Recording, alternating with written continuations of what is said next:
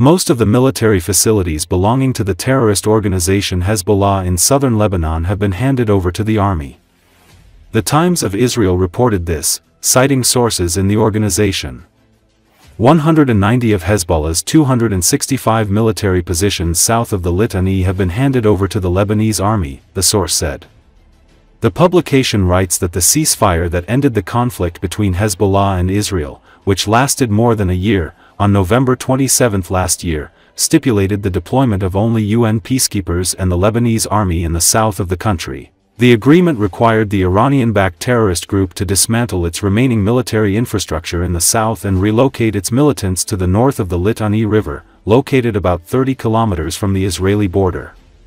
Recall that on April 9, Reuters reported that Hezbollah's leadership would soon begin talks with Beirut on the organization's disarmament. On October 8, 2023, Hezbollah began launching near-daily rocket and drone attacks on northern Israel in support of the Hamas terror group, a day after its massive, deadly assault on southern Israel. The attacks forced the evacuation of 60,000 northern residents, killed dozens of people and caused significant damage.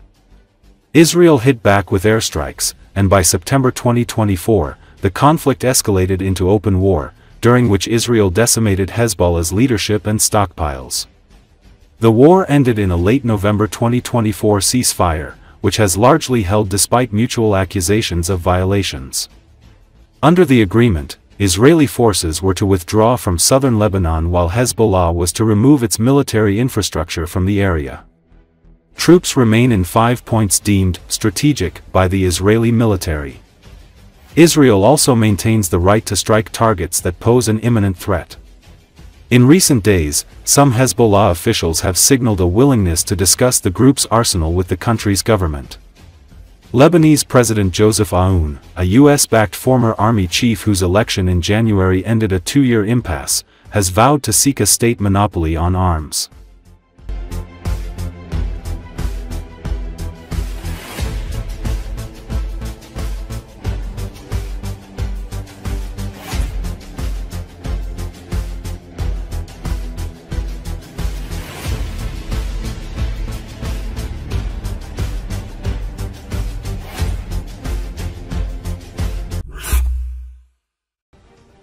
The American military believes that North Korea is transferring thousands of short-range missiles to Russia. However, this information looks very dubious, Defense Express military expert Ivan Kirichevsky said on air at Espresso. According to him, the statement by the commander of the U.S. Pacific Forces, Admiral Samuel Paparo, looks rather strange because not only North Korea or Russia but even China are not capable of producing such a quantity of missiles.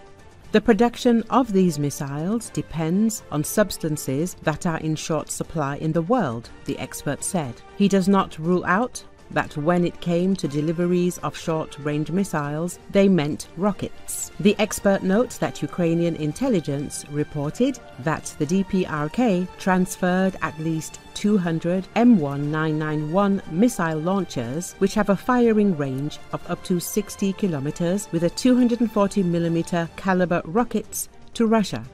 Kirichevsky said that even Patriot is not designed to intercept missiles from MLRS, so in theory, we would need an Iron Dome for such threats.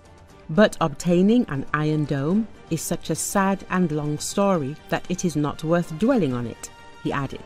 Kirichevsky also commented on the information that the Russians had begun dropping explosive objects from the Shaheds.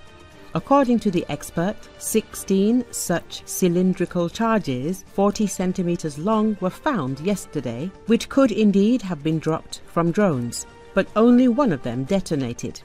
However, Kirichevsky noted that there is no 100% evidence that these objects were actually dropped by the Shaheds.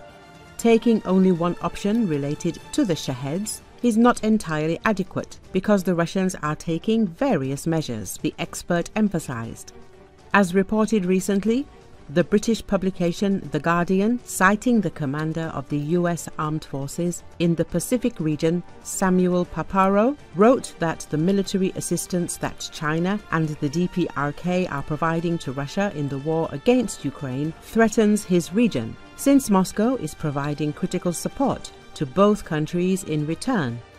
In particular, he said that the DPRK allegedly sends thousands, perhaps hundreds of thousands of artillery shells and thousands of short-range missiles to Russia. The Guardian used the word missiles, which is used for cruise and ballistic missiles, while rockets, such as those for MLRS, are called rockets in English. Also yesterday, the State Emergency Service of Ukraine reported that Russian drones allegedly began to scatter explosive objects. Such objects were found in Kiev, in particular after another raid by Russian UAVs. However, the State Emergency Service did not directly say that they were talking specifically about Shaheds.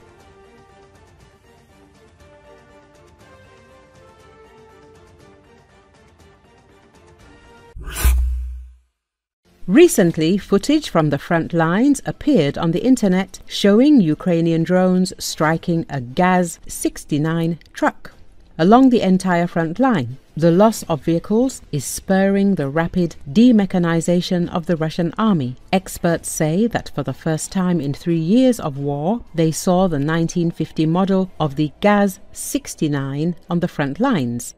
Forbes reports. The source writes that Putin's army attacked the Ukrainian armed forces positions in the Belgorovka area in a Gaz-69.